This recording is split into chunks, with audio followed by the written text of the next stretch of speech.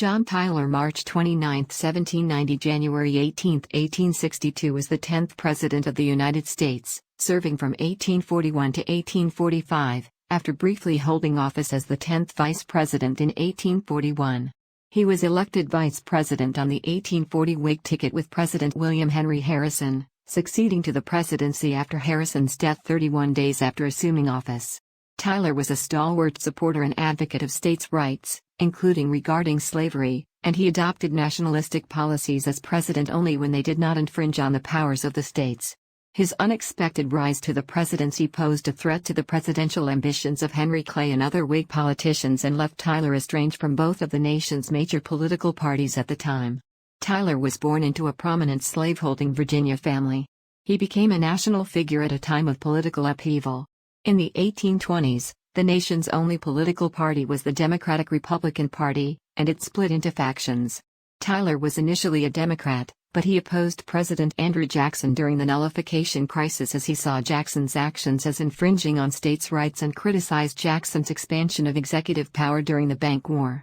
This led Tyler to ally with the Whig Party. He served as a Virginia state legislator and governor, U.S. representative, and U.S. senator.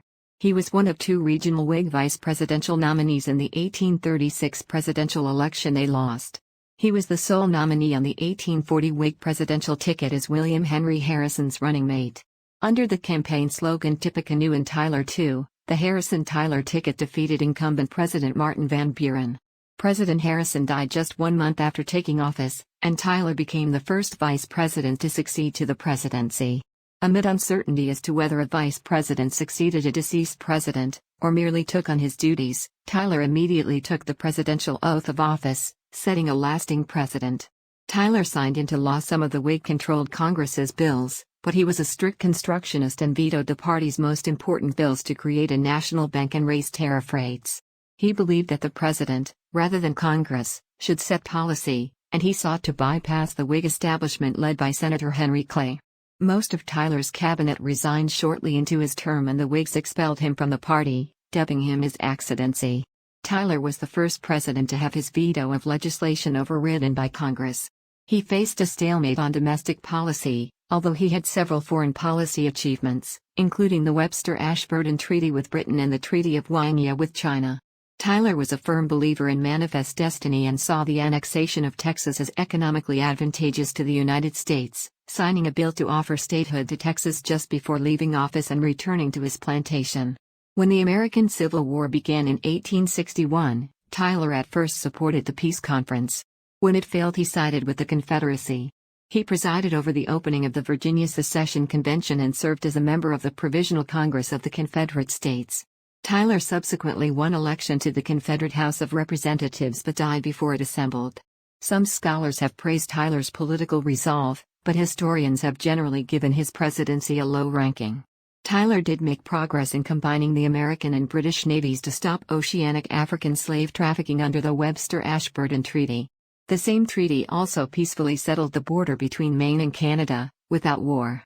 Today, Tyler is seldom remembered in comparison to other presidents and maintains only a limited presence in American cultural memory. John Tyler was born on March 29, 1790, to a slave-owning Virginia family. Like his future running mate, William Henry Harrison, Tyler hailed from Charles City County, Virginia, and was descended from the first families of Virginia. The Tyler family traced its lineage to English immigrants and 17th-century colonial Williamsburg. His father, John Tyler Sr., commonly known as Judge Tyler, was a friend and college roommate of Thomas Jefferson and served in the Virginia House of Delegates alongside Benjamin Harrison v. Williams' father. The elder Tyler served 4 years as Speaker of the Virginia House of Delegates before becoming a state court judge and later governor of Virginia and a judge on the U.S. District Court for the Eastern District of Virginia at Richmond. His wife, Mary Morrow Armistead, was the daughter of prominent New Kent County plantation owner and one-term delegate, Robert Booth Armistead. She died of a stroke in 1797 when her son John was 7 years old. With 2 brothers and 5 sisters, Tyler was reared on Greenway Plantation, a 200-acre 5 square kilometers estate with a 6-room manor house his father had built. Enslaved labor tended various crops, including wheat, corn and tobacco. Judge Tyler paid high wages for tutors who challenged his children academically. Tyler was of frail health, thin and prone to diarrhea throughout life. At the age of 12, he continued a Tyler family tradition and entered the preparatory branch of the College of William and Mary. Tyler graduated from the school's collegiate branch in 1807, at age 17.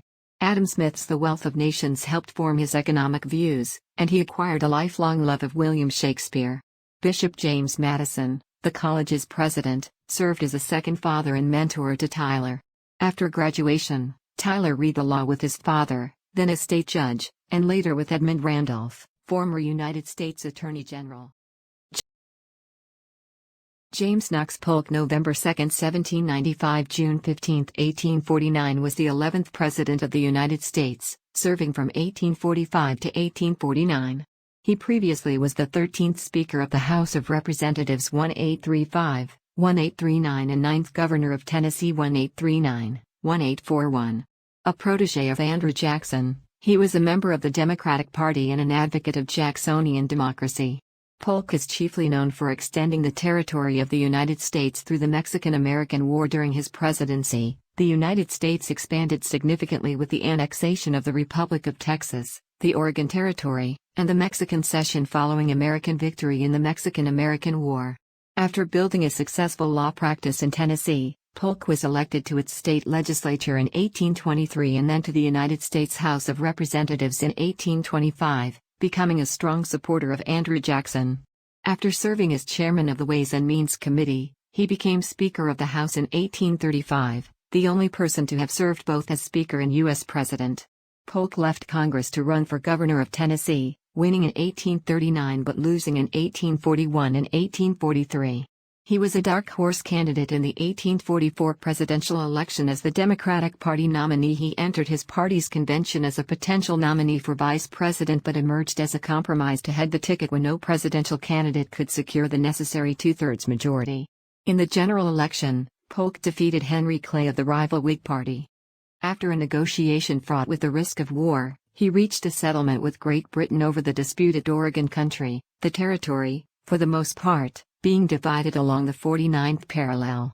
He provoked a war with Mexico in an attempt to expand the United States and succeeded in doing so, as it resulted in Mexico's cession of nearly all the American Southwest.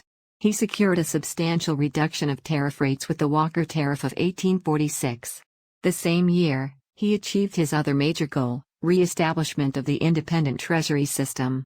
True to his campaign pledge to serve only one term, Polk left office in 1849 and returned to Tennessee, where he died 3 months after leaving the White House. Though he is relatively obscure today, scholars have ranked Polk favorably for his ability to promote and achieve the major items on his presidential agenda in his single term. He has also been criticized for leading the country into an aggressive war against Mexico and thus exacerbating divides between free and slave states. A property owner who used slave labor, he kept a plantation in Mississippi and increased his slave ownership during his presidency. Polk's policy of territorial expansion saw the nation reach the Pacific coast and reach almost all its contiguous borders. He made the United States a nation poised to become a world power, but with sectional divisions gravely exacerbated, setting the stage for the Civil War.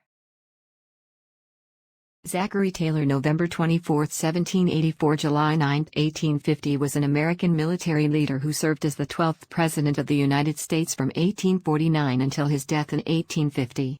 Taylor previously was a career officer in the United States Army, rising to the rank of Major General and becoming a national hero as a result of his victories in the Mexican-American War. As a result, he won election to the White House despite his vague political beliefs. His top priority as president was preserving the Union. He died 16 months into his term, having made no progress on the most divisive issue in Congress, slavery. Taylor was born into a prominent family of plantation owners who moved westward from Virginia to Louisville, Kentucky. In his youth he was the last president born before the adoption of the Constitution. He was commissioned as an officer in the U.S. Army in 1808 and made a name for himself as a captain in the War of 1812. He climbed the ranks of the military, establishing military forts along the Mississippi River and entering the Black Hawk War as a colonel in 1832. His success in the Second Seminole War attracted national attention and earned him the nickname Old Rough and Ready. In 1845, during the annexation of Texas, President James K. Polk dispatched Taylor to the Rio Grande in anticipation of a battle with Mexico over the disputed Texas-Mexico border.